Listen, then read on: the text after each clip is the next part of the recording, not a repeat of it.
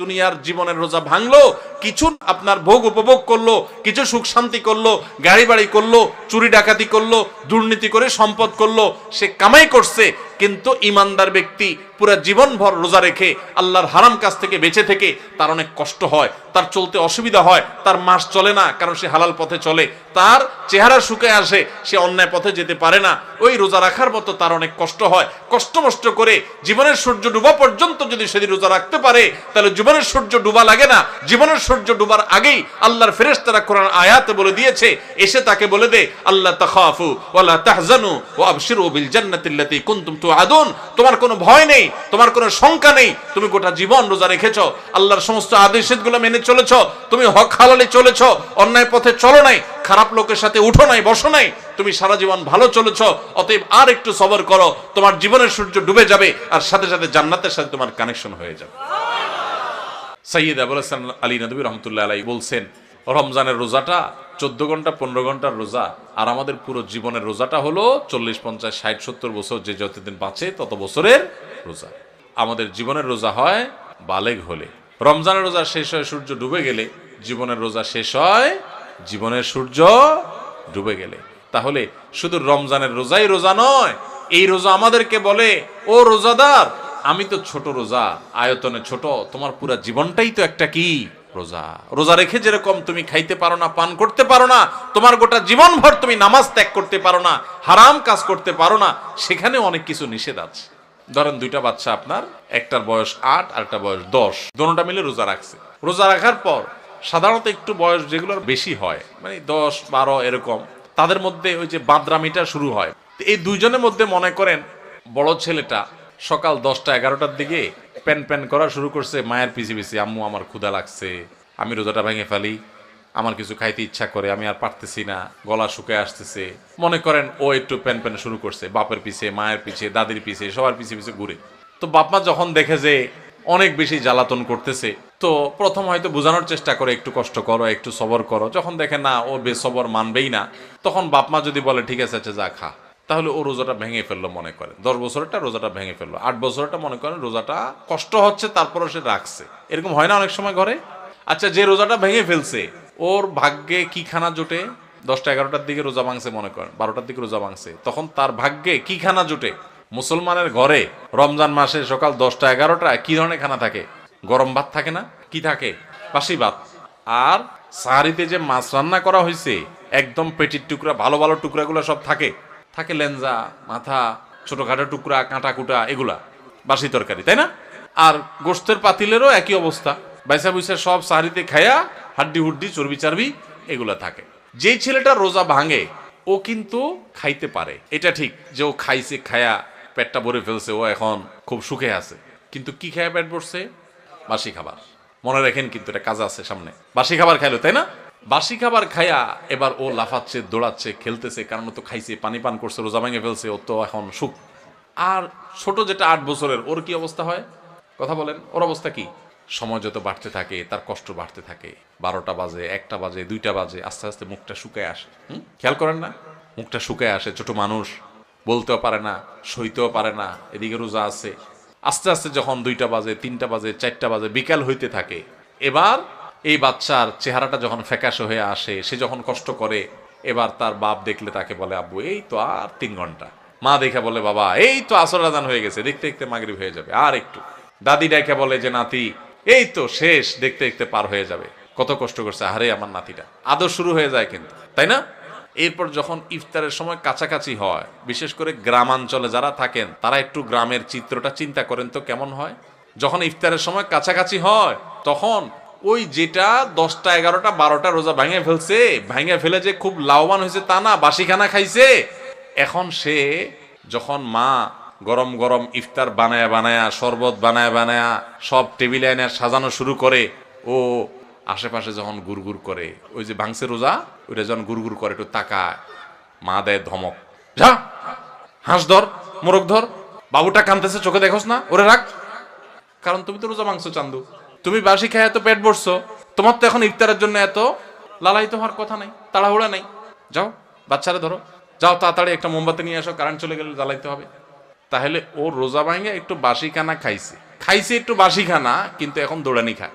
আর যেই ছেলেটা ছোট মানুষ রোজা রাখছে, মুখটা শুকায় গেছে, আর আধা ঘন্টা বাকি আছে সূর্য ডুবার, ওর কি অবস্থা হয় বলেন? তাড়াতাড়ি তারা ডেকে এনে দাদি কোলে নিজের কাছে বসায় চেয়ারে, বাবা হাত দেয় পিঠে, মা এসে চুমা দেয়, বাবা আমার কত কষ্ট হয়ে গেছে, এই তো বাবা আজান দিয়ে দিবা, আর অল্প একটু বাকি। আদর আর আদর শেষ নাই, তাই না? আর মুয়াজ্জিন আজান দিতে দেরি, তার খানার আর দেরি নাই। মা শরবত আগাতে, বাবা আগে শরবতটা মুখে নাও। দাদি খেজুর আগাতে, বাবা আগে একটু খেজুরটা মুখে নাও। বাপে পেঁয়াজি ধরে রাখে, বড় আরেক ভাই বোন থাকলে তারা আপনার চপ ধরে রাখে, আরেকটা ধরে রাখে, একটার পর একটা খাওয়াইতে থাকে, তুই খা বাবা খা। আর ওইটা যদি কাছাকাছি আসে দে ধমক, বাচ্চা কাঁদতেছে দেখোস না পিচ্ছিটা, ওরা ধর। হয় কি হয় না বলেন? ওই যে ধমক টমক খায়, দৌড়ানি দাঁড়ানি খায় বেচারা রোজা ভাঙ্গা, সে কিন্তু মাগরিবের পর আজান হয়ে গেলে, নামাজ হয়ে গেলে, ওই ডাইনিং টেবিল থেকে ইফতারি সবাই খায়া টায়া যখন ওই বাইসা বুইসা থুইয়া দেয়, বেগুনি যেগুলো ভালো ভালো ভাজা হয়েছে এগুলো তো সব খাওন শেষ, যেগুলো কোনা কাঞ্চি পুড়ে টুড়ে গেছে এগুলো রয়ে গেছে, নামাজের পরে এবার ওরে বলে আচ্ছা যা তুই একটু খা। ঠিক না বেঠিক?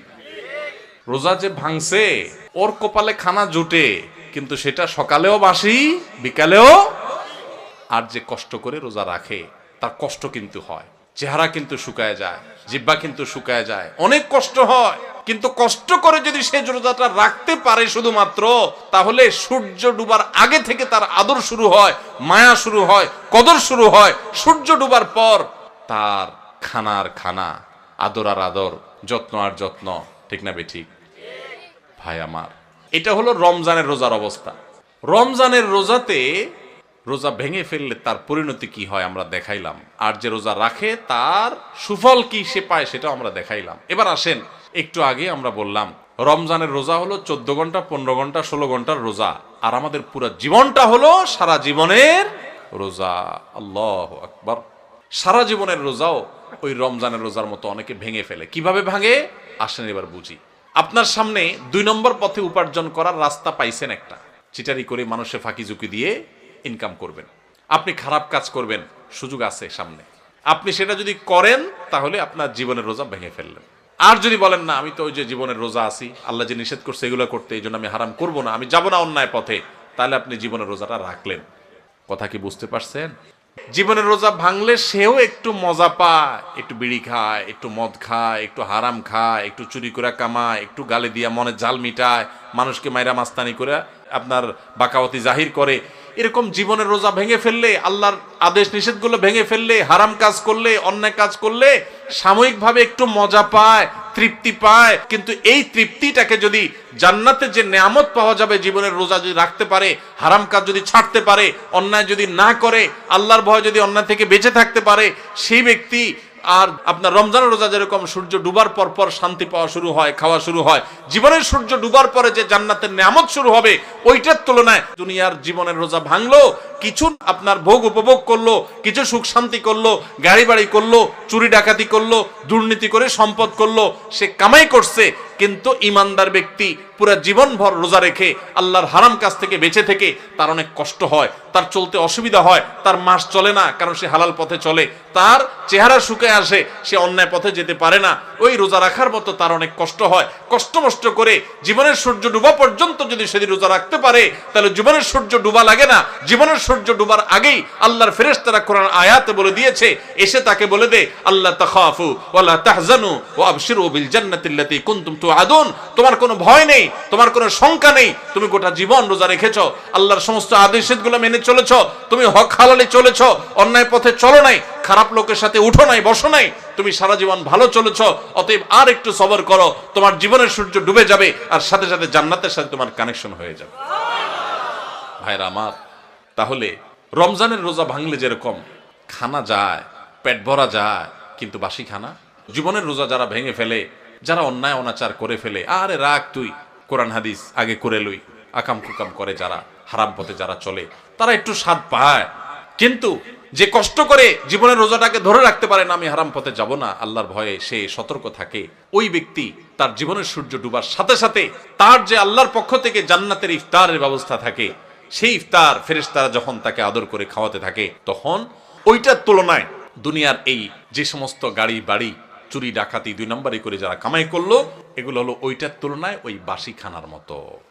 রমজানের রোজা ভাঙছে যে, সে যেরকম সন্ধ্যায় দৌড়ানি খায়, জীবনের রোজা যারা ভেঙে ফেলে এদের মরার আগে থেকে ফেরেশতাদের দৌড়ানি খায়। তারা ইমানদারদের জান্নাতের নেয়ামত ভোগ করতে পারে না। ভাইরা, এই রমজানের রোজা যে আমাদের কত কিছু শিখায়, কত কিছু বলে, কত বার্তা দেয়, কত মেসেজ দেয়, এগুলো আমরা বেশিরভাগ মানুষ জানি না। আল্লাহ আমাদের সবাইকে রমজানের মর্ম বোঝার তৌফিক দান করুন, রোজার মর্ম বোঝার তৌফিক দান করুন। রোজার মর্ম বুঝে রোজা রাখবো।